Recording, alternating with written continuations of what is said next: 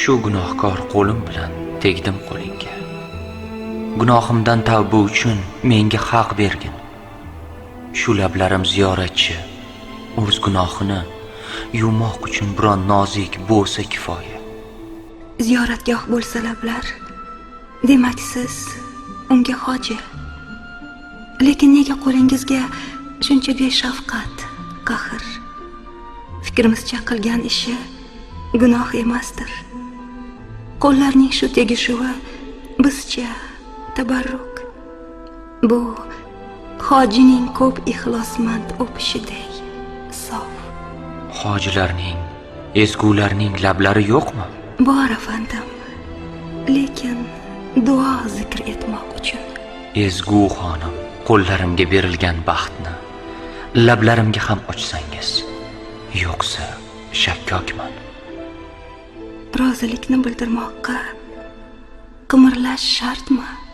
Qimirlamay turmoq ma'qul. Men baxtni topdim.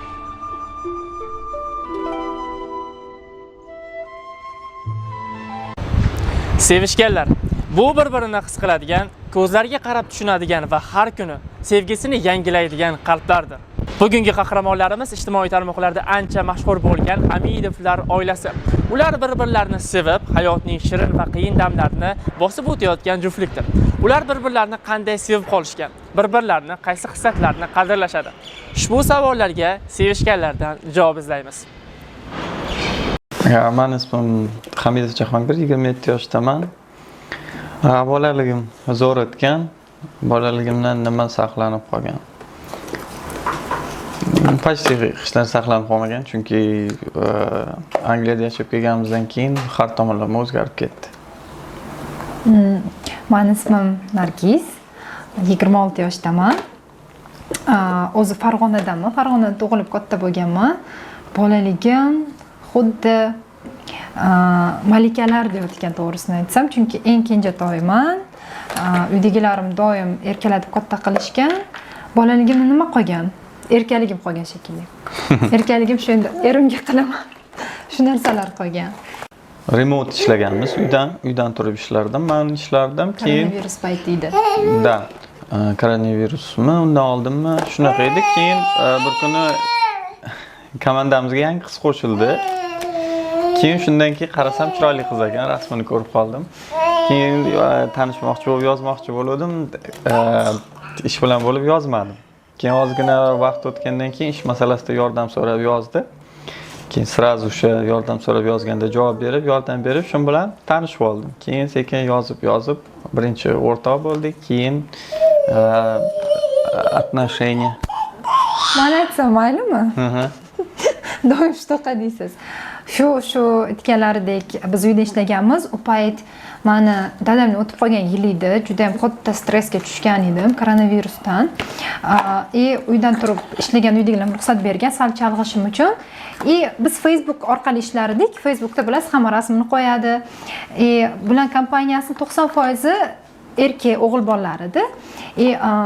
Aynan nimagadir tushunamiz, tabiat erkaklarni, o'g'il bolalarni nima deydi, e'tibori qizlarga tushadi. Hamma yozishni boshlagan menga. Salom, tanishaylik, u bu deb.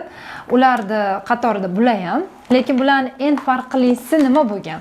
Hamma masalan salom, tanishaylik, yaxshimiz deb yozsa, bu odam ingliz tilida men seni sevaman deb yozganlar. I love you. Men bundoq qaraganmanda вообще jiddiy bo'lamas ekan. Пока, xayr deganman. Sen вообще to'g'ri kelmaysan.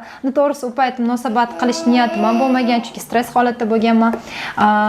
Hamma o'g'il bolalarga rad javobini berishni boshlaganman, yozganman, tushuntirganman. Uzr, to'g'ri tushuning. Kimdir blok qilib qo'ygan, kimdir xafa bo'lib qolgan. Lekin bitta shular taslim bo'lmaganlar. Ya'ni yo'q deganlar, men sendan kechmayman, men seni sevaveraman deganlar. Shu darajada bo'lganki, что qo'pollik qilib yo'qolam deganman bularga. Yozma menga, bo'ldi, sen jiddiy emassan, sen qabul qilmayman degan, lekin yo'q, bir kun sen meniki bo'lasan deb qat'iy nima qilganlar? Nima deydi? Qaror qabul qilgansiz deysizmi, nima deb va'da berganlar? O'zim va'da berdim. Bir kuni Farg'onaga kelganlar men bilan ko'rishish uchun men hayron qolganman. Koronavirus paytida qiyin, oson emas kelish. Men bilan rasmda ko'rganman, to'g'risini aytsam, bo'yi past, juda xunuk bola deb o'ylaganman-da. Juda ham xunuk rasmga tushganlar. Hali-haligacha shu rasmni eslasam qo'rqib ketaman. Bo'yi past, xunuk bola, nima qilaman deb o'yladim. Kelganlarni qarasam, u paytlari o'zlariga qaragan, kachok, chiroyli, takoy bola edilar. Hayron qolganman. Voy, chiroyli bola ekan deganman, lekin bari sir bermaganman. O'sha payt o'rtog'im bilan chiqqan edim, birga ishlardik u bilan. O'rtog'im bular bilan ko'p gaplashganlar, men orqada yurgan bular orqasida. Hatto bular men yonimga kelganlar. Shunaqa qilib qo'ynimni olib 2 oydan keyin qandaydir yaxshi gaplashishni boshlaganmiz. Har doim qo'ynimni olardilar, постоянно telefonda bo'lardilar, yordam berardilar. Qandaydir qo'ynimni qolib ketganlar. Keyin meni Toshkentga UNICEFga ishga taklif qilishgan. Oktyabr oyi edi. Biz bular bilan iyulda tanishgan bo'lsak, oktyabr oyi Toshkentga ko'chib kelgan, uydagilarim qo'ygan. Ana shundan keyin umuman ajralmaganmiz. Har kuni ko'rishardik, uyga kuzatib qo'yardilar, uydan olib chiqardilar, ishga kuzatib qo'yardilar. Shunaqa qilib, ana shundan beri umuman hali ajralmaganmiz. Necha yil? Уже 4 yil, уже 5-yil bo'ladi. 5 yildan buyon hali-haligacha birgamiz. Ko'p qiyinchiliklardan o'tganmiz. Ko'p munosabat tarafdan ham, hayot tarafdan ham, lekin ajrashishgacha bormaganmiz. U darajagacha bormaganmiz, yo'q. Chunki bizda munosabatlarimizda eshitish bor, tushunish bor. Ayniqsa turmush o'rtog'im tarafdan ko'p tushunadilar, ko'p erkaliklarimni ko'taradilar. Ko'rib turganingizdek, bular juda ham jiddiylar, kam gaplar, ammo nabarot. Men ekstravert, bular introvertlar. Kichkintoyimiz ismi Ali, 18-fevralda Londonda tug'ilgan. Ismini o'zimiz qo'yganmiz. Adasi qo'ygan. Men qo'yganman. Ismini men Ali qo'ymoqchi edim, bular Ali qo'yganlar, yutib chiqdilar oxiri. Yana nima? Ali 1 yosh, 1 yoshi 1 oy endi bo'ladi. Londonda tug'ilgan. Big Ben to'g'risida men uchun bu faxr. O'zi ham naq 3 kun tug'ilgan. Chiqis kelmasdan. Juda ham aqlli bola. Uxlaganda. Yo'q, rostdan ham yaxshi bola. Uyimizni xo'jayini. Xohlaganini qiladi. Cho'sh. Da? O'ras. Instagramda mashhur. Instagramda ko'p videolari milliondan ortiq как это сказать, просмотр.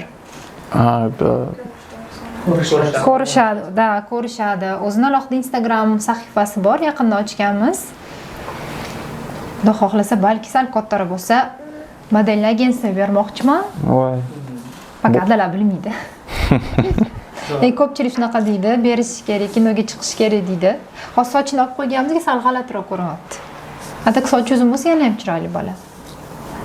O'zi chiroyli bola. Tilla soch bola. Da, xuddi shunaqa tilla soch bola. Xo'p, Ali haqida bilib oldik. Endi Aligacha bo'lgan paytlar haqida, lahzalar haqida gaplashamiz.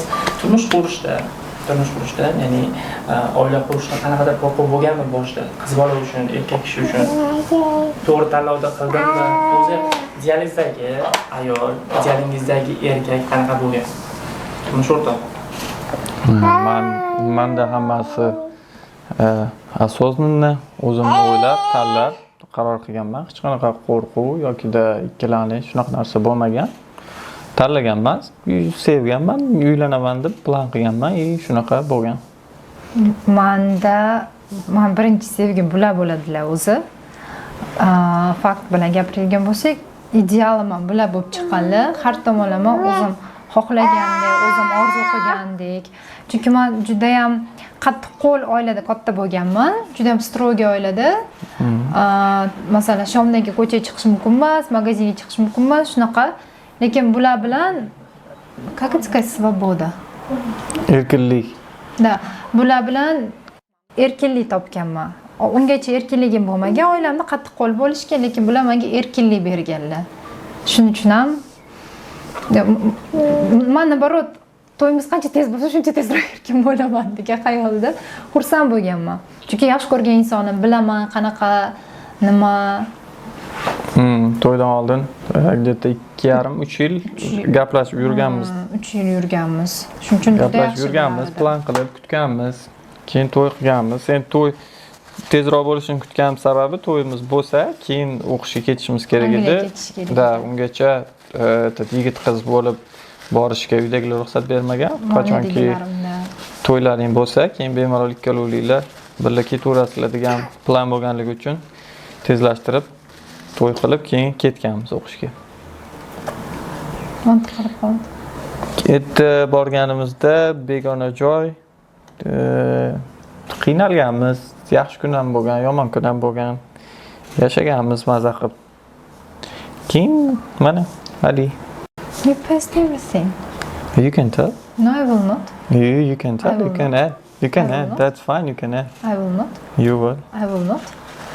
Ты что пропустил? Не, давай ты. Не буду. Puch. Hammaning o'zini versiyasi bor-da. Endi Nargiz versiyasini Bular aytamiz. shunda tepani shuni olib ketadilar, pastga katta narsa qolib ketadi. Hamda bir-birlaringizga kelasiz, to'ldirasizlar. Ну, to'g'risini aytadigan bo'lsak, boshida oilalarimiz qarshi bo'lgan. Bularniki ham, meniki ham, chunki bular o'zbek emaslar, bular turkmenlar. Men uydagilarim faqat o'zbekga tegasan deydi. Men hech qachon o'zbekga tegmayman deyirdim. Вообще xohlamaganman o'zbekga tegishdi. Uydagilarim uzoqqa bermaymiz, o'zimiz yonimizga beramiz deyishar edi. Bularniki ham qo'ymas edi. Uzoqda qiz olmaymiz, bilmaymiz, hali yoshsan, o'qishing o'qib kel deyishardi. No, oxir oqibat sevgi yutib chiqdi. Erishdik bir-birimizga, Xudoga shukr, to'y qilib. Bir oydan keyin uchib ketdik. Katta orzular bilan o'qishimiz boshladik. Bular magistraturada o'qidilar. Men ikkinchi oliy ma'lumot bakalavrda o'qishni boshladim. Bitta universitetda o'qir edik. Lekin ochiqchasi gapiradigan bo'lsak, Angliyada ko'p aldanganmiz. Qiyinchiliklar bo'lgan. Uje borishimizdan oldin bizga uy berish kerak bo'lgan odam, biz borganimizda boshqa odamni qo'yib qo'ygan. Uysiz qolgan paytimiz bo'lgan. Lekin опять же qiyinchiliklarga qaramasdan bizga o'g'irlab ketishgan pulimizni нападать как будет на узбекском? Qo'polmasmi, hujum qilish kerak. Bizga hujum qilib, hujum qilib, pulimizni o'g'irlab ketishganda bir so'msiz qolgan paytlarimiz bo'lgan, lekin bundan ham birgalikda chiqib ketganmiz. Quvvatlar hammasi yaxshi bo'ladi, xotiroma deb yana boshqa oyoqqa turganmiz, ishlaganmiz. Birinchi ishimiz ofitsiant bo'lib ishlaganmiz restoranda. Uydagilarga gapirmaganmiz. Ha, siz barman bo'lgansiz, lekin shu darajada qanaqa tushuntirsam bo'ladi. Chin ko'ngildan xohlab, ad-dushi ishlaganmizki, ikkinchi ish kuni meni sira supervizor qilishgan, bularni menejerda o'ng qo'li qilishgan. Butun Angliya bo'yicha malaka oshirishlarga yuborishar edi. Уже sirazu ko'tarilib ketganmiz bir oy ichi. Bir oy ichi ko'tarilib mehnat orqasidan zo'r yashagan paytimiz men 2 xat bo'lib qolganman. Juda ham qattiq toksikoz bo'lganman, juda ham og'ir ahvolda bo'lar edim, o'lib qolaman degan paytlarim bo'lar edi. Chunki 3 hafta ichida 11 kiloga ozib ketganman, 41 kilo bo'lib qolgan edim. Bular faqat ishlashlariga to'g'ri kelib qolgan, men uyda o'tirardim, yotardim. To'g'risi, har 2 kunda skoriy chaqirilardi, ovqat yemas edim. Hamma vazifa bularni bo'ynilariga yuklanib qolgan. Biz уже 2 xat bo'lgani uchun katta uyga ko'chishimiz kerak bo'lgan. Men uy tanlaganman, qimmat uy tanlaganman, chiroyli Instagram uchun, blog uchun. Bular xo'p deganlar, hech nimaga qaramasdan o'sha katta uyga ko'chganmiz. Qimmat bo'lsa ham men uchun mehnat qilganlar ertalab soat 9 dan kechasi 1 gacha ishlardilar, kechasi kirib kelardilar uyga. Уже 7 oylik 2 qatman, bulan tug'ilgan kuni men bir nima podarka qilgim kelgan. Bulardan pul so'ragim kelmagan, uydagilardan so'ramayman. O'zim topib, o'zim bir nima qilgim kelganda, keyin Instagramda akkaunt ochganman. Angliyskida Londondagi o'zbek taomlari deb zakazga somsalar, norinlar, osh, salatlar, har xil narsalar pishiruvlar, xonim, Milliy taom. chuchvaralar, shunaqa narsalar pishirardim. Plush bilan esimda qornim bilan turib olib, bunaqa yoyib, norinni kechasi 3 gacha bular ishdan kelardilar, soat 1da o'zi charchaganlar, lekin men bilan 3 gacha o'tirib to'rg'ashardilar. Shu qaynoq anaqani. Nima deydi, xamirni yordam berardilar, juda katta yordam berardilar. Lekin o'shanda birinchi zakazimni puliga bularga kiyim olganman. Podarka qilganman. Shunaqangi o'zimda faxrlanganman, to'g'risini aytsam. Xursand bo'lganman. Shunaqa qilib tuqqunimgacha zakaz olardim, zakazlab pishirar edim. Keyin Shunaqa ko'tarilganmizda, oyoqqa turib, bir-birimizni podдержка qilib, zo'r yashaganmiz. Keyin bola tug'ilgan. Bola tug'ilgandan keyin menda qattiq depressiya boshlangan. Juda ham qattiq depressiya. Bola tug'ilgungacha yaxshi edi hayotim, chunki men xohlagan payt ko'chaga chiqardim, xohlagan payt xohlagan ishimni qilardim. Hech qachon zapret qo'ymasdilar. Lekin bola tug'ildi-yu, bola yana qishda tug'ilgan. Qish Angliyada juda sovuq o'tadi. Men uyda o'tirib qolganman. Bular men bilan 3 kun o'tirib, 4-kun ishga chiqib ketganlar. Men bola dushanba kuni uyga kelganmiz, payshanba kuni ishga chiqqanmiz. 5 kun. Dushanba kuni kelmaganmiz. Dushanba kuniga kelganmiz. Yakshanba kuni tuqqanman, dushanba kuniga kelganmiz. Shanba kuni tuqqansan, yakshanba kuni tuqqanman, dushanba kuni uyga kelganmiz. Juma kuni boshlangan.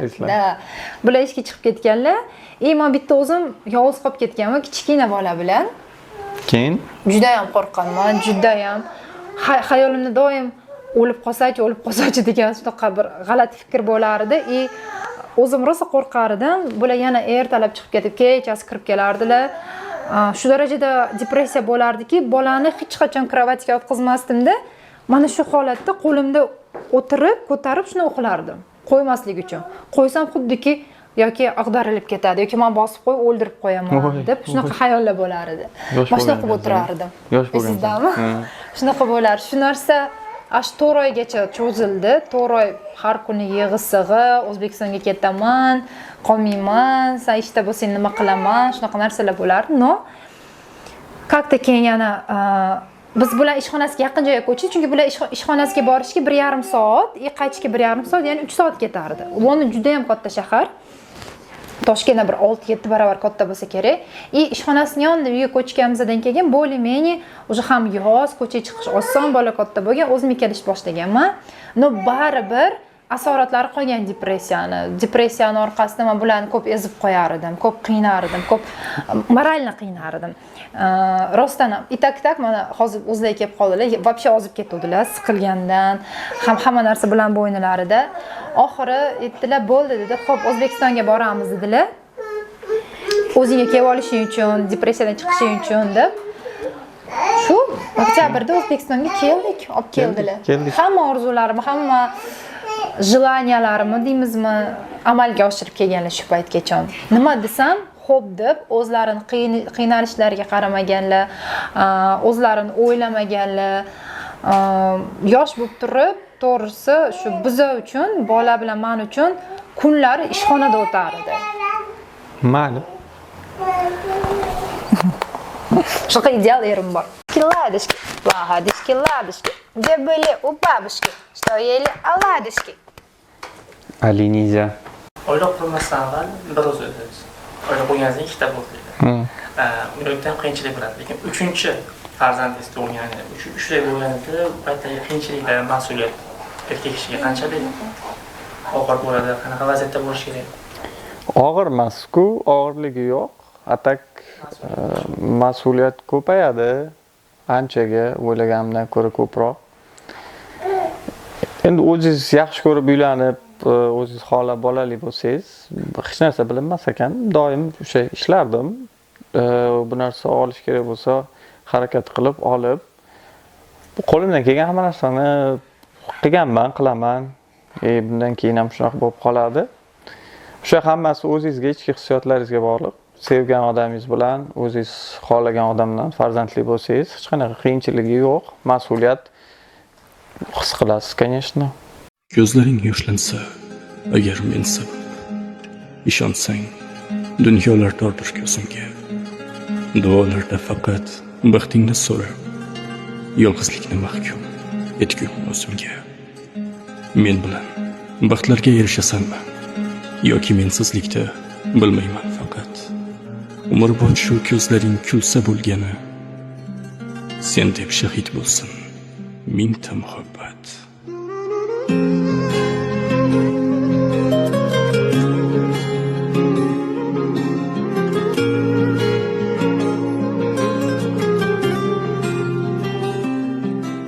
Ijtimoiy tarmoq men o'zi yoshligimdan bir san'at deymizmi buni, bir yoki publichность bo'lishni xohlaganman, yoqtirganman.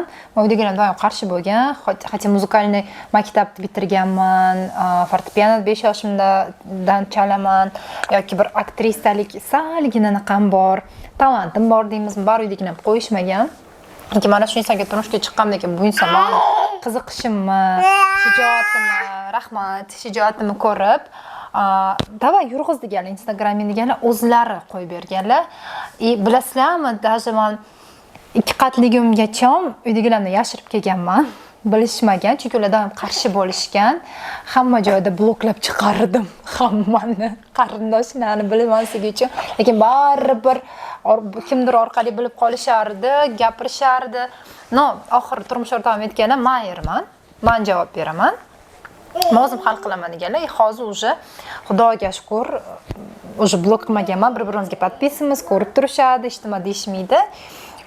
Ijtimoiy tarmoq orqali men sog'lom munosabatlarni, ya'ni O'zbekistonda bizda qanaqa stereotip bor? Erkak kishi ayol kishiga yordam bermaslik kerak. Ayol kishi uyda o'tirish kerak, erkak kishi ko'chaniki. Shunaqa narsa, stereotiplarni yo'qotishni xohlayman. Ya'ni erkak kishi ayol kishiga yordam bersa, bu degan erkak emas degan narsa yo'q. Mana shu narsani odamlarga ko'rsatishni xohlayman. Чтобы ayollar, masalan, o'g'li bo'lsa, erimni premyerida shunaqa tarbiya qilishlarini xohlardim.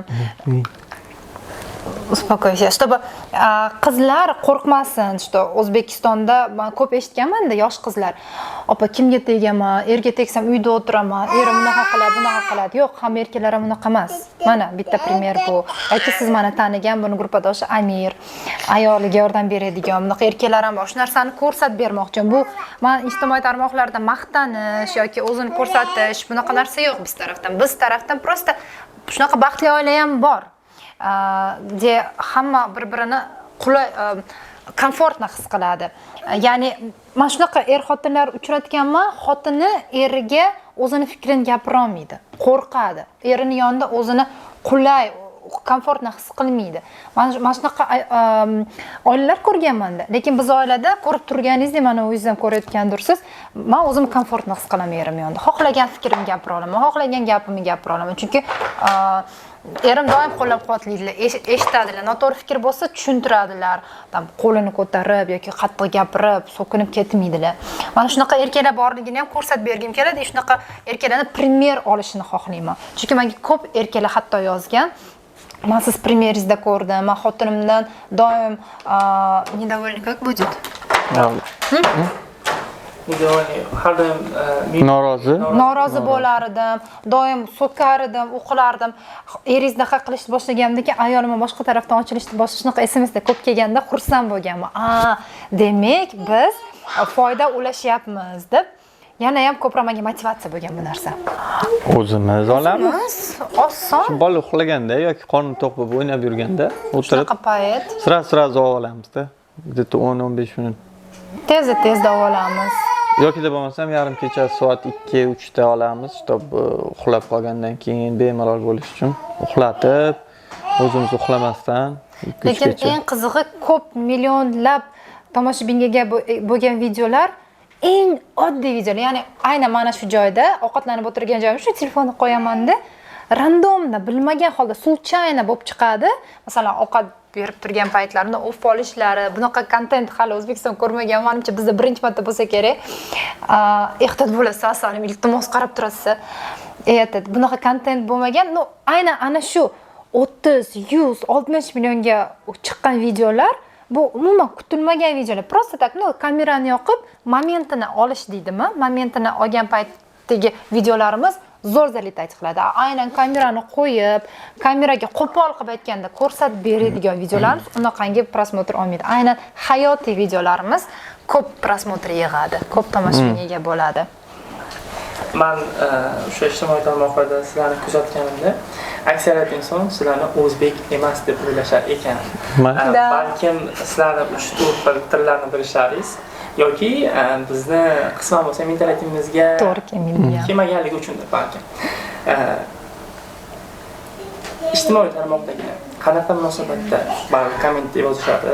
Ko'p videolarni rus auditoriya kuzatar ekan. To'g'ri.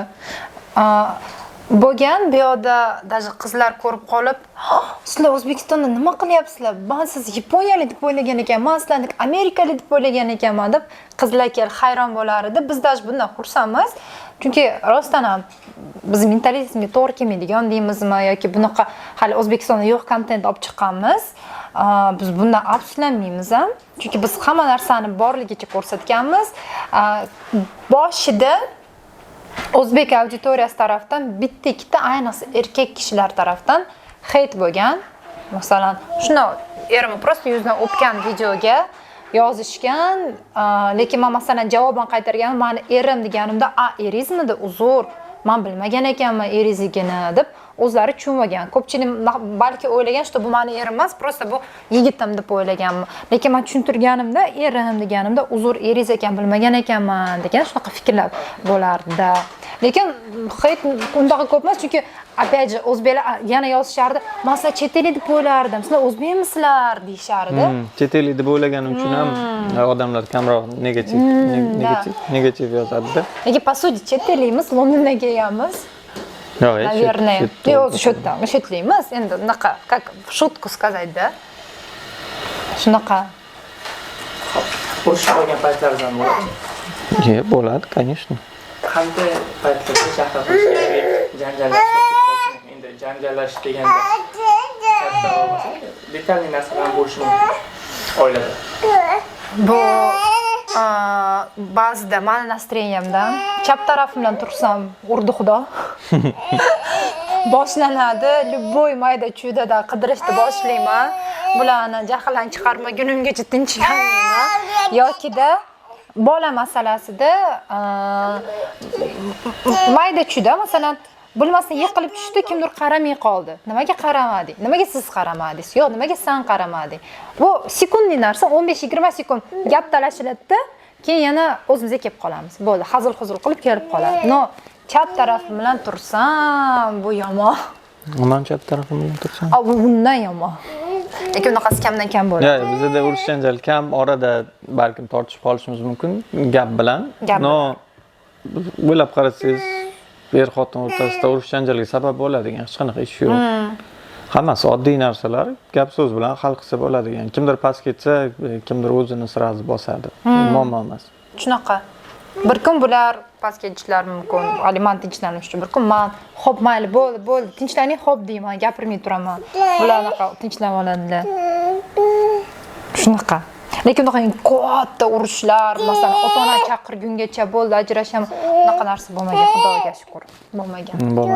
Bo'lmasin ham. Yaxshi onamisiz, yaxshi turmush o'rtoq.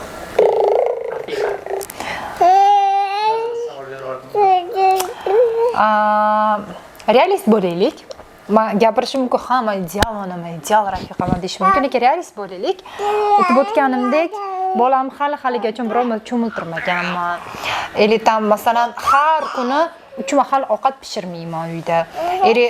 Uyda faqatgina men yig'ishtirmayman, yalab yulkamayman, yo'q. Bizning uyda qanaqa? Biz uyda hamma narsa 50-50. Masalan, erim pilisos qilsa, men ovqat qilaman. Elitam men kir yuvsam, erim pol artadilar. Mana shunaqa biz bo'lib olganmiz. Har bitta mas'uliyatni bo'lib olganmiz. Bular menga doim yordam beradilar. Men o'zimni yaxshi ona deb ayta olmayman, lekin ideal ona emasman. Lekin yaxshi onaman. Bolamga yaxshi qarayman, bolamni yaxshi ko'raman. Erimga ham nisbatan любой joyda защищать qilaman. Говорят, за мужа порву. Shunaqa. No, конечно, ideal ayol emasman, опять же, buni men tan olaman. Ba'zi ayollar bor, eri uchun 3 mahal ovqatda, meni onam shunaqa bo'lganlar. Meni dadamlar uchun 3 mahal ertalab kechgacha ovqatlar, hatto ishlaganlar o'zlari. Ovqatlar qiladilar. Har kuni noski, bilyo hamma joylarni tozalab, dazmol qilib, taxt qilib qo'yadilar. Men unaqa narsa yo'q. Men erincha oraman bu tarafdan. Bunisini tan olishim kerak. Lekin menimcha yaxshi rafiqa mana. Tushunadigan. Yaxshi rafiq, ideal. Siz uchun ideal bo'lsam Bo'ldi. Yetadi, shuni o'zi yetadi. ha, shunaqa. Ideal deya olmayman, lekin yaxshiman. Yomon ham deya olmayman. Ertalablari ishga och qolgan yoki och ketgan paytlaringiz yoki kiyimlarni dazmollamagan paytlar ham bo'lib turgan. Bitta gap aytay. Necha yildan beri yashasak, biror marta dazmol olmaganmiz, chunki dazmol qilishni yomon ko'raman. Yo, menda unaqa problema bo'lmagan. Ovqat qilish masalasida, ovqat qilishda hech qanaqa problema yo'q. O'zim ovqat qilishni bilaman. Agar ovqat yo'q bo'lsa, o'zim qilib yeb ola olaman. Kiyim masalasida ham dazmol qilish ham 2 minutlik ish. Uni ham qiyinchiligi yo'q. Agar qilingan bo'lsa, xursand bo'laman. Qilinmagan bo'lsa, o'zim qilib ketaveraman. Shu paytda nimani tushunasiz ichingizdan? Masalan, qilib ketish sizda ehtimoli bor, katta ehtimol. Ichingizdan nimadir o'tadimi? Bu hozir bolaga qarab yoki buni vaziyatini tushunib, shu narsani bajarasiz. Da, har doim tushunaman, chunki bolaga qarash отдельно bir katta masala, katta ish bu. Shuning uchun bemalol. Agar ovqat qilinmagan bo'lsa, men ne только o'zim uchun, hammamiz uchun ham ovqat qilib qo'yaveraman. Bemalol. Chunki bilaman, o'zim qarab ko'rganman. Yosh bolani eplash qiyin, har tomonlama rozi qilish, ko'ndirish, tim bola gapirish bilmagandan keyin nima xohlaganini tushunish qiyin-ku, odam asab charchab qoladi. Ovqat pishirish, uy yig'ishtirish, dazmol qilish u oddiy narsa, 5 minutlik ish shu. Aynan shu o'rinda tarmoqlardagi reels videolaringizda ovqat birgalikda uy tozalagan yoki qanaqa bir farzand tarbiyasiga bo'lgan videolar qo'yib borasizlar. Sizga nisbatan ayollari bo'lishi mumkin, yozishganmi? Meni ham turmush o'rtog'im shunaqa bo'lsin yoki ayollar erlarini bu vazifalarni bajaradi deb o'ylashmaydi. Shunaqa paytlar ham bo'lganmi? Da. Unda shunaqa paytda erkaklarga, turmush o'rtoqlarga nima degan aytgan bo'larsiz? Endi erkaklarga nima deyish mumkin? Hamma erkak o'zi tanlab, o'zi xohlab turmush quradi, oila quradi. Bu masalada hamma tushunish kerak, что bitta begona odam o'zini radnoylarini, deylik, tug'ilib o'sgan oilasini qoldirib, siz bilan отдельно yashash uchun boshqa joyga keladi. Endi uni har tomonlama поддержка qilib, ko'ngliga qarab, uyda, ko'chada qayerda bo'lmasin yordam berish u hammaning qo'lidan keladi. Tim boy agar yonida turib yordam beradigan turmush o'rtog'i bo'lsa, ayol kishiga yana ham yoqimliroq bo'ladi. Любой erkak qo'lidan kelsa ovqat pishirsin, qo'lidan kelsa uy ishlarida yordam bersin, uni hech qanaqa qiyinchiligi yoki uyat joyi yo'q. Endi dinda ham baribir shunaqa deyilgan, ayol kishi bilan bitta oila bo'lgandan keyin hamma narsani bo'lishib yashaladi, qiyinchiligi yo'q. Boshqalarga ham maslahat berardim, что ayoli bilan bemalol xursand bo'lib, har tomonlama misol bir kishi uy yig'ishtirsa, bir kishi o'tirsa sal noqulayda baribir. Ikki kishi birdaniga ishlasa ham ish tez bitadi, ham ikkala tomon ham xursand bo'lib qoladi. Endi kimdir uy yig'ishtirmayman, erkak kishiman deb sal g'ururlanishi mumkin. Bu uy yig'ishtirish qanaqa past ketish emas, baribir Payg'ambarimiz ham uy yig'ishtirganlar. Вот именно. No, baribir shu uyda o'zimiz yashaymiz. To'ppa-to'g'ri. Toza bo'lsa, hech narsa yo'qotmaymiz-ku. Xotindan doim требовать qilish ham, talab qilish ham noto'g'ri. Da, endi xotinni ham tushunish kerak, chunki boya aytganimdek o'sha begona oiladan o'zini oilasini tashlab bu yoqqa kelgandan keyin unga javobgar baribir eri bo'ladi-da. Har tomonlama поддержка qilsa, hayoti chiroyli bo'ladi. Da. Сладкий. Я любил тебя не глазами, потому что глаза однажды утратят свет. Я любил тебя не сердцем, потому что сердце когда-нибудь перестанет биться. Я любил тебя душой, ведь души были знакомы еще до нас и останутся знакомы после. Qaysi taomlarni sevib iste'mol qiladilar? Yoki qaysi taomlarni pishirib berasiz ko'proq? Yoqtirganlar. Zarkob sevadilar. Kartoshka bilan go'sht xo'ch har kuni yeyishga tayyorlar. Nimaga bilmayman, bunaqa yaxshi ko'radilar. Zarkoblik juda yaxshi ko'radilar. Prям sevadilar. Oshni ham yaxshi ko'radi, lekin kartoshka bilan go'sht bir şey sevadilar. Bu 100%. Koreyskiy ovqatlarni ko'proq yaxshi ko'radi.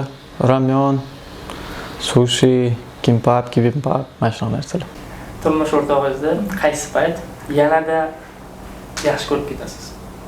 Qaysi payt? Unaqa paytlar juda ham ko'p bo'ladi. Masalan, mana kech payt bolani uxlatayotgan paytim o'zim uxlab qolman. Uylar to'g'risi juda ham bardab, juda ham zig'it edi. Ertalab tursam hamma joy tozalab qo'yibdilar. Mana shu paytlar prям menga juda ham приятный bo'ladi. O'zlari ham charchaganlar, lekin uxlash o'rniga menga приятный qilish uchun hamma joy tozalab, sizlar kelishinglar uchun yana plus men ertalab kunduzi masalan o'zimga qarab olish uchun vaqt bo'lish uchun mana shunaqa mayda-chuydalar o'ylaydilar-da. Yig'ishtirib qo'yganlar, shunaqa paytlar menga приятный bo'ladi. Faqatgina podarka gul emas, bu podarka gul o'tkinchi narsa. Menga mana shunaqangi gest любви, как это сказать, e'tibor. Men shunaqa e'tiborli harakatlar qilganlarida juda ham bir rosta yaxshi ko'rib ketdimki, ayniqsa ko'chada yurganimizda unda bir nimadan unda astirgayt qilib himoya qilib qoladilar yoki zina bo'lsa men oyog'imga qaramayman. Zina bo'lsa unda ehtiyot bo'lib to'xta qara degan paytlari, shunaqa e'tiborli joylarda juda bir boshqacha bo'lib ketaman. Juda ham yoqib ketadi. Har bir inson o'sha tanlagan insonini sevib qolganini qachondir biladi. Haqiqatan ham shu inson meni kelajagim, birga meni hayotimni davom ettiradigan inson juftligimni biladi. Siz qachon bilgansiz? Haqiqatan ham sevib qolganingizni. Birinchi marta ko'rishganimda. Bu 2021-yil bo'lgan. O'sha birinchi boshda uydan ishlaganimizda onlayn gaplashib turardik, o'rtoq bo'lib, keyin birinchi marta ko'rishganimizda bilganman. Gapirib berayman. Bir marta shundoq Chilonzor mostdan taksida ketyapmiz. Erimga telefon qilib qoldi. Bitta ayol ruschada gapirgan. Gaplashadiganlar olganman. Bankdan telefon qilaman degan rus tilida. Sizni kartangizga kredit ochilib bir nima degan. Menga hozir SMS keladi, shuni e'tiboring degan. Men shunda SMS kelgan ekanman bir, ikkinchi marta SMS ga aytganman ikki. Erimni bir 17 million to'ril oldin, katta pul edi. 17-18 million so'm pulini shunga yechib olgan. Hamma pul edi. O'sha paytda hamma pul edi. Erim endi Singapurga bitirgan student edi. Shuna qaraganman, pul yechib oldi desam, buni qaraganda hech qisi yo'q, pul-ku, pul ketadi, keladi. Sen главное переживать qilma degan payt, bo'ldi, bu mening insonim deganman. Haligacha mana 4 yil bo'ldi shu narsaga biror marta yuzimga solmagan shu narsani. Biror marta. Ana shunda bu erkak ekan, bu inson uchun pul, mamnaqa mayda-chuyda narsalar важный emas. Bu inson uchun men важный, men muhim ekanman degan narsani tushungan. Mana shunda mardligini bilganman. Bugungi hayotingizda muvaffaqiyatga erishganligingiz, hayotingizni o'zgarganligiga turmush o'rtog'ingizni qanchalik sababchi deb o'ylaysiz? Juda katta sababchilar. Aytib o'tganimdek, meni oilam juda ham qattiqqo'l bo'lishgan, ko'p narsaga ruxsat berishmagan, hatto Instagramga ham ruxsat berishmagan, lekin shu erimni uchratdim, erimga turmushga chiqdim, erim ko'p narsaga yo'l qo'yib berdi, yo'l ochib berdilar, menga ishonadilar. Masalan, Instagramda oila a'zolarimiz, ularni ham, meni ham qarshi bo'lib, yo'q, o'chir deyishganda, erim tarafim olib, yo'q, yurg'izadi, hali zo'r bo'ladi deb ishonardilar. Ko'p taraflama mana hattoki Angliyaga o'qishga olib ketishman, uydagilar xayolida ham bo'lmagan bu narsa, lekin erim ko'ndirib, uylanib olib ketganlar. Tillar, Instagram, har tomonlama shu erim hissasi juda ham katta. Hozirgi manligimga kelishimga erim hissasi juda katta. Turmush o'rtog'ingizga, ya'ni tanishishdan avval shart qo'yganmisiz? Boshida rasga aytib o'tganimdek, din tarafda men juda ham sust edim. Ular namozxon, diniy odamlar. Men aytganman, menga kalta kiymaysan, hatto men hech qachon kalta kiymayman. Kamdan kam kiyaman. Kalta kiymaysan, u yoqqa bormaysan, bunaqa qilmaysan, namoz o'qiysan degan gaplar qilmaysiz deganman. Bular xo'p deganlar. O'zi bu shunaqa insonki, hech qachon menga buni kiyasan, buni kiymaysan, bu yoqqa borasan, bu yoqqa bormaysan, buni qilasan, buni qilmaysan demaganlar hech qachon. Lekin men boshida shunaqa gaplar gapirganman. Boshida shunaqa deganman. Haligacha mana o'sha 5 yil bo'lgan bo'lsa, biror marta yo'q, men aytganim bo'ladi, bormaysan degan narsa bo'lmagan. agar xohlamasalar bir nima qilishimni tushuntiradilar, qara deydilar. Mana shu ishing agar shunaqa qilsang yomon bo'ladi, mana shunaqa bo'ladi deb tushuntiradilar. Bunaqa ham g'arazlik qilib, qattiqqo'llik qilmaydilar, to'g'ri tushuntiradilar. Ko'p har tomonlama o'zgarganmiz, chunki men avval planlarim boshqacharoq bo'lardi, keyin oila qurganimizdan keyin birgalashib ko'p narsaga harakat qilib, erishib, Xudo xolisa bundan buyog'iga ham birgalashib erishamiz. Ko'p narsa o'zgargan. Ayolingizni qanchalik tushunaman deb o'ylaysiz? 100% emas, 90% tushunsam kerak, chunki tushunmaydigan holatlarim ham bor. Qachon oxirgi marta gul oldingiz, turmush o'rtog'ingizdan yoki surpriz qilgandirlar? 8-mart. 8-martda gul bilan bitta katta podarka berdilar. Lekin men gul yoqtirmayman. So'lib qoladi, shuning uchun uncha yoqtirmayman, buket yoqtirmayman. Tuvak gulini yaxshi ko'raman. Tuvak guli lekin buketlardan qimmat bo'ladi, bilsanglar agar. Ko'pchilik unaqa qilmaydi, mensimaydi. No tuvak guli ko'rganman, men uncha tuvakcha gulchalar 500 ming, 600 ming bo'ladi. Buketdan ko'ra tuvak gulini yaxshi ko'raman. Ayolingizni qanday paytlarda yonida bo'lishga harakat qilasiz? Doimiy, asosan jahli chiqqanda, nimadandir xafa bo'lganda, xursandchiligida. Qanday filmlarni yaxshi ko'radilar? Боевик, fantastika, detektiv, такой, vayna, urush, shunaqa narsalar sevadilar. Telefoningizga nima deb saqlanib qilgansiz turmush o'rtog'ingizga? Angliskiyda o'sha birinchi 5 yil oldin qana saqlanib qilgan bo'lsam, love qora yurakcha qilib qo'yganman. Love sevgi. Sevgi. O'shanda 5 yil oldingida qilib turibdi. O'zgartirmaganman. Nimaga qora desanglar? Chunki onamni qizil qilganman, bularni qizil qilganman. Shuncha. Farzand tarbiyalayotgan onada qaysi xislatlar bo'lishi kerakki, sizning ayolingizda ham o'sha xislatlarning bo'lishini xohlaysiz? Farzand tarbiyasida. Xohlayman emas, ayolimda bor, nimalar bo'lishi kerak? Doimiy qornini to'ydirish, yaxshi ovqatlantirish, bola bilan asosan o'tirib shug'ullanish. Yana nimalar? Kerak narsalarni primer qilib ko'rsatib, to'g'ri tarbiya berish. Qanchalik tushunasiz turmush o'rtog'ingizni? Turmush o'rtog'immi?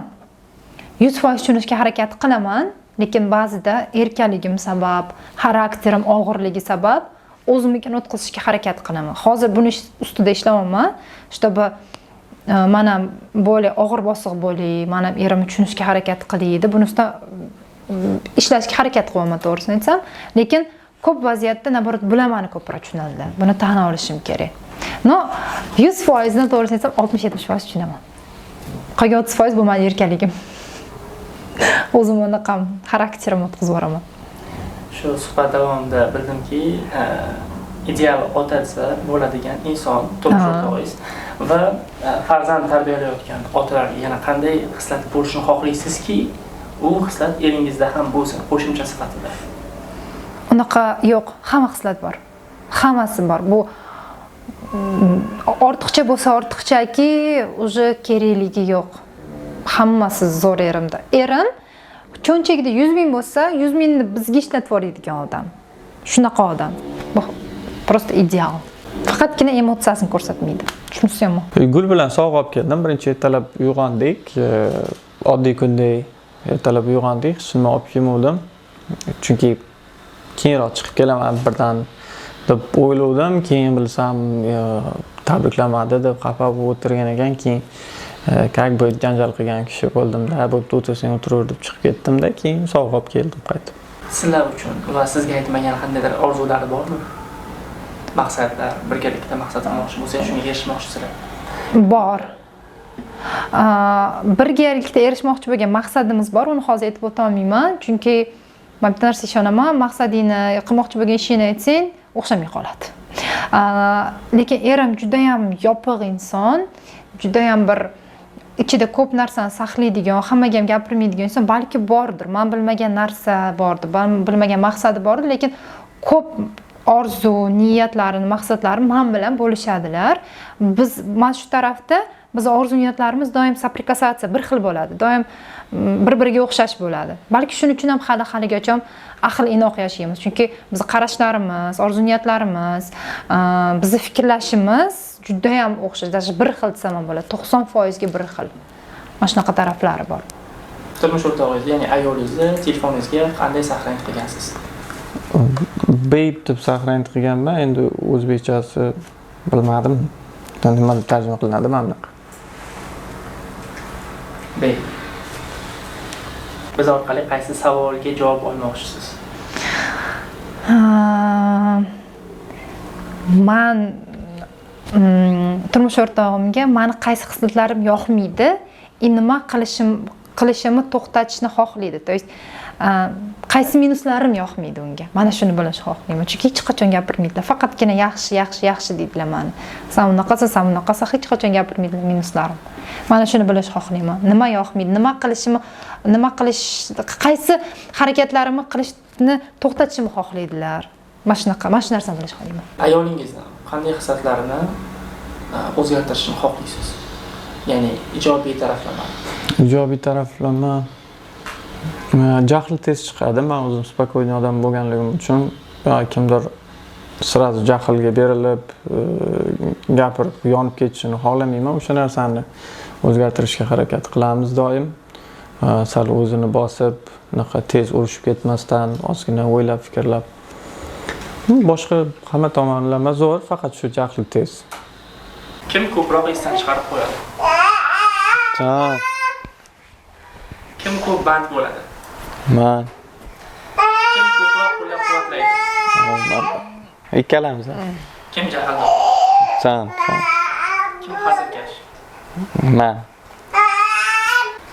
Kim shirin ovqat tayyorlaydi? Ikkalamiz. Qo'shib qolgan paytlaringizda kim birinchi bo'lib uzr so'raydi? Men. Kim ko'proq pul sarflaydi? Men. Kim ko'proq bolalarga vaqt ajratadi? Onasi. Bir xil. Kim ko'proq yoqimli sovg'alar berishni yaxshi ko'radi? Men. Kim mas'uliyatliroq? Men. Kim ko'proq xafa bo'ladi? Men. Kim ko'proq ichiga yutadi? Men. Dadasi. Men yutolmayman. Sразу chiqadi. Kim ko'proq beg'araz yordam beradi? Ikkalamiz. Ikkalamiz ham, to'g'ri. Kim hayolparast? Men. Kim ko'proq rejalar tuzadi? Ko'proq rejalar? Ikkalamiz ham. Lekin men ko'proq o'tirib olib, doskонально, detalni gapiraman. Kim mehrli qaraydi?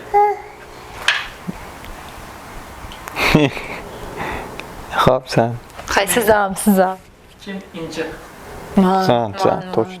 Kim qiziquvchan? Men. Kim ko'proq yoqimli kayfiyat bag'ishlaydi? Kim tez rashk turadi? Men. Kim emotsional ta'sirlanadi? Mana. Kim ko'proq qo'shiq kuylaydi? Mana shular. Kim ko'proq sevadi? Men. Ikkalamiz. Kelajakdagi bo'lajak farzandlaringiz mensi o'g'il qiz keldi. Xudo xolasa bitta qiz bo'ldi. Sizda qanaqa? Nima? Plan.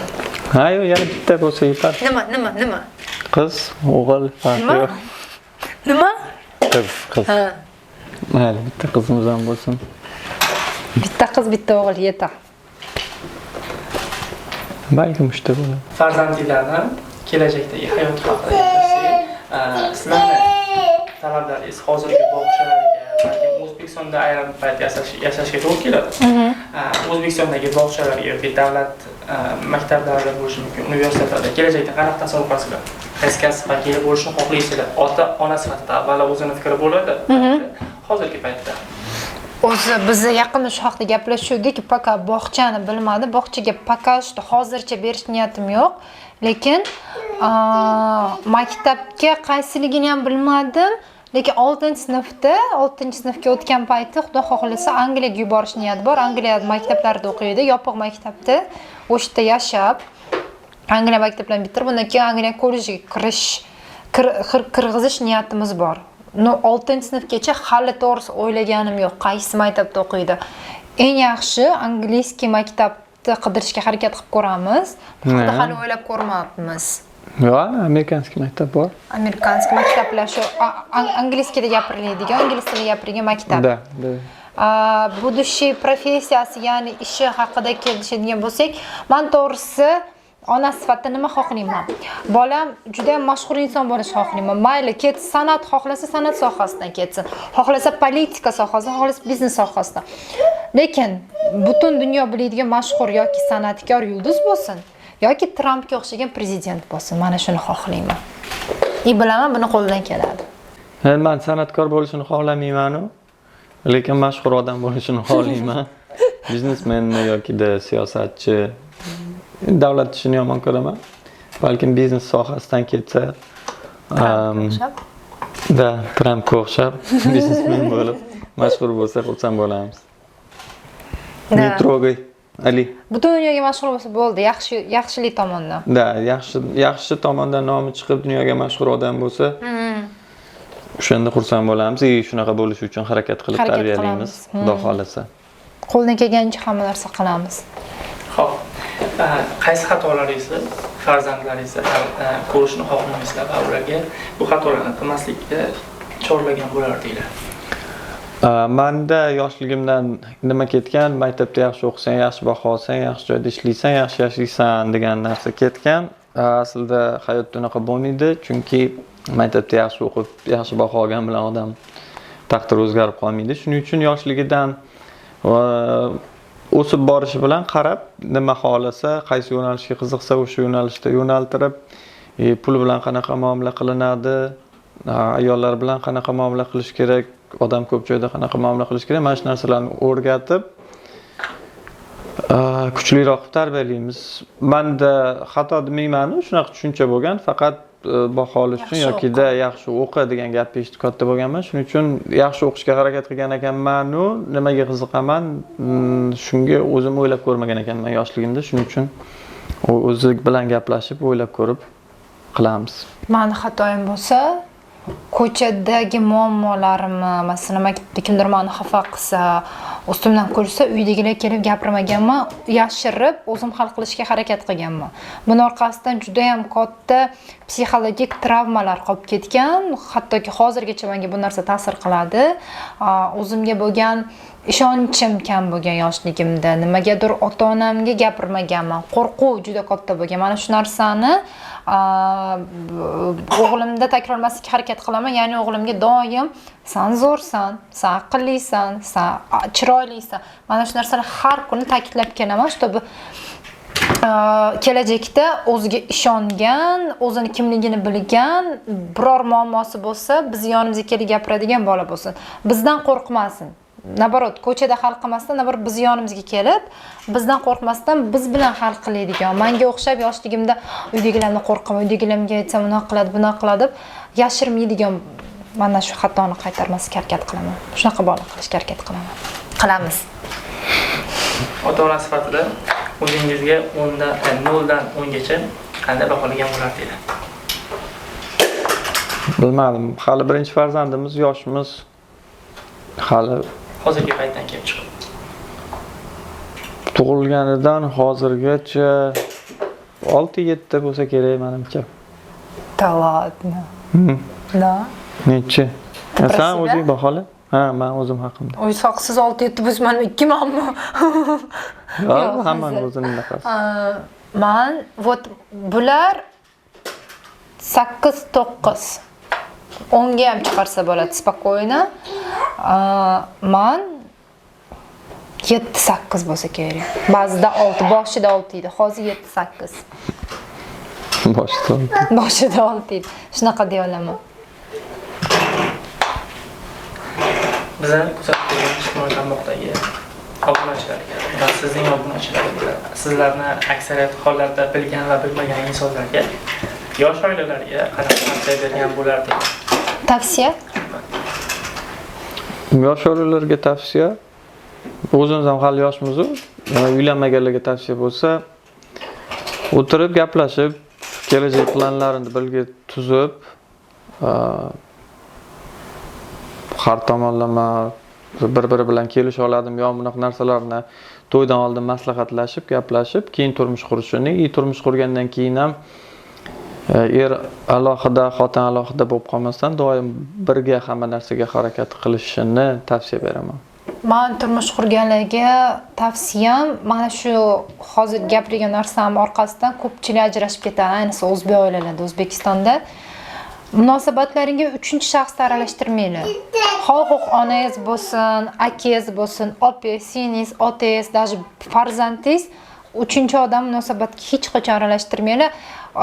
Konflikt kelib chiqdimi, urush kelib chiqdimi, o'zlaring hal qilinglar. Boshqa uchinchi odam aralashtirmanglar. Sizlar ertaga yarashib ketasizlar, lekin uchinchi shaxs ko'zida sizlar yomonlagan odam baribir bir umrga yomon bo'lib, qora bo'lib ko'rinib qoladi. Shuning uchun hech qachon birovni aralashtirmasdan o'zinglar konfliktlarni yechishga, problemalarni, muammolarni yechishga birgalikda harakat qilinglar. Mana shu meni eng katta maslahatim turmush qurganlarga. Doim bir-biringlarni tushuninglar, bir-biringlarga quloq solinglar, bir-biringlarni hurmat qilinglar, shaxsiy chegaralaringni hurmat qilinglar. Mana shuni ham unutmanglar. All right. I respect. What? Okay. Jahongir aka, Nargiz opa, biz so'ramagan, lekin siz shu savolga javob berishim kerak yoki shu narsani aytishim kerak degan ishingizdan qolib ketgan haqida gaplar bo'ldimi, qoldimi? Что у тебя осталось? То, что они не спрашивали. Men javob berdim savollarga. Что у меня осталось? I don't know. About England, maybe you want to say something. About England?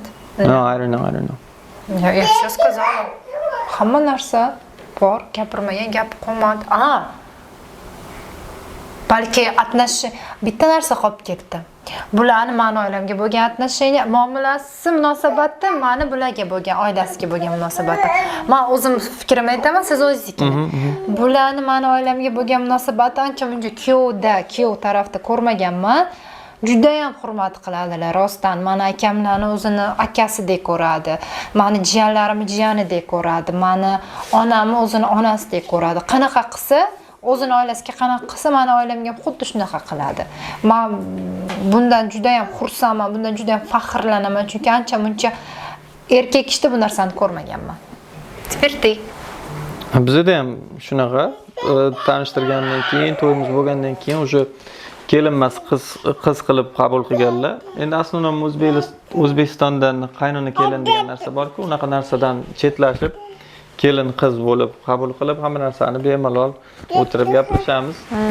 Bular tarafdan bularning oilasi bilan, men oilam bilan ham xuddi avvaldan taniganday yaqin bo'lib ketganmiz, Xudoga shukr. Onalarimiz opa-singildek. Da. Ular nabarat birga o'tirib olib bizni gapirishadi. Masalan, men borib onamga yoki bular borib onasiga gapirmaydi, nabarat ular ikkalasi o'tirib olib, qarang, Instagramda bunaqa narsa qo'yibdi, nimadir qilib o'chirtirishimiz kerak-da. Nabarat bizni gapirib o'tirishadi. Zo'r ikkalasi. Opa-singil bo'lib olishgan. Da, endi aslida O'zbekistonda erkaklarning orasida unaqa tushuncha bor. Kimdir qaynonasini oydigan uyaladi yoki-da borgani uyaladi xotini bilan birga. Men shunaqa narsalar, u narsalarni chetlashtirish kerak-da.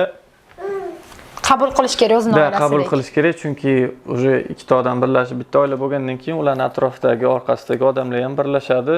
Uyaladigan yoki xijolat bo'ladigan joyi yo'q. Yigitlar bemalol qaynonasini ham, o'zini oilasini ham oyi deb muomalada bo'lib, qizlar ham xuddi shunday. Bitta oila bo'lib ketish kerak. Sizlarga turmush o'rtoq tug'ib bergan onadek qabul qilinglar. Dardinglar bo'lsa, agar o'zlariga borib gapiringlar, borib onalaringga, uydagilarga yomonlab o'tirmanglar. Bu eng katta xato. Ertaga ularning ko'zida yomon qilib ko'rsatib qo'yasizlar. Lutchi bir narsalarini qoniqtirmayaptimi? Gaplashinglar yuzma-yuz. Chem birovga yomonlab, birovga dardlarni to'kkanlaringdan ko'ra yuzma-yuz gaplashib olganinglar ming marta yaxshi deb o'ylayman. Shu. Endi birinchi o'rinda o'zingizlar oilalaringni qabul qilinglar. Shu. Oxirgi savolimiz Ali haqida bo'lsin.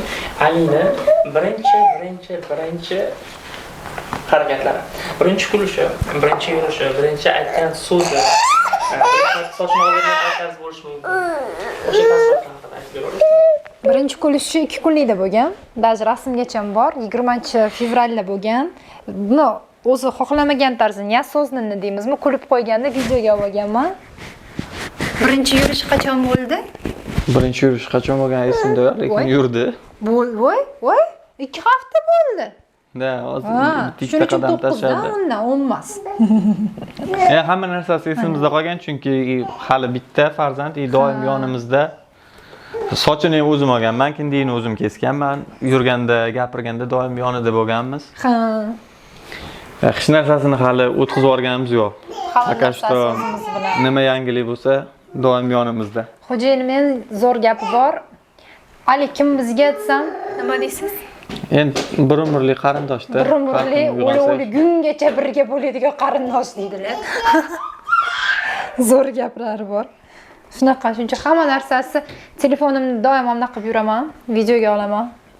Har bitta qadami, har bitta gapi, har bitta qilig'i, hamma narsasi bor. Endi bizni olmasak o'zini o'zi olib yurgan bo'ladi doim. Shunaqa. Rahmat hayotimda borliging uchun. So'zingda eng yaxshi dardda mujassam. Ko'zingda ko'raman sevgining kuchini. Eng yaxshi hislatlar. Bari senda jon.